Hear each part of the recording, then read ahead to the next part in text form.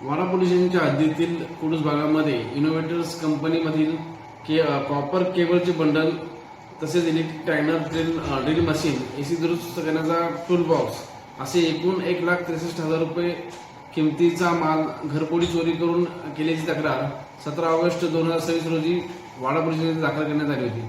या गुन्ह्याचं गांभीर्य लक्षात घेऊन टीम तयार करण्यात आला। गुन्ह्याच्या तांत्रिक तपासाद्वारे या गुन्ह्यामध्ये 3 आरोपींना अटक करण्यात आली। विशाल विजय लोहार, सूरज प्रभाकर वाघ आणि आणखी एक विधी संरक्षित बालक आहे, यांना अटक करण्यात आली। यांच्याकडे तपास केला असता यांनी गुन्ह्याची कबूल दिली व तसेच वाडा पोलिसांचे आणखी 4 घरफोडी चोरीचे गुन्हे केल्याचे यांनी कबूल केले। तर त्यांच्याकडून जवळपास एकूण 5,41,750 रुपये किमतीचा मुद्देमाल हस्तगत करण्यात आलेला आहे आणि ह्या 5 गुन्ह्याचा पुढील तपास चालू आहे। याच्यातील जे चोरीचा माल आहे तर त्यांनी एका भंगारवाल्याला विकलं होतं, त्या भंगारवाल्यालाही या गुन्ह्यामध्ये आरोपी केलेला आहे आणि त्याला अटक करण्यात आलेली आहे।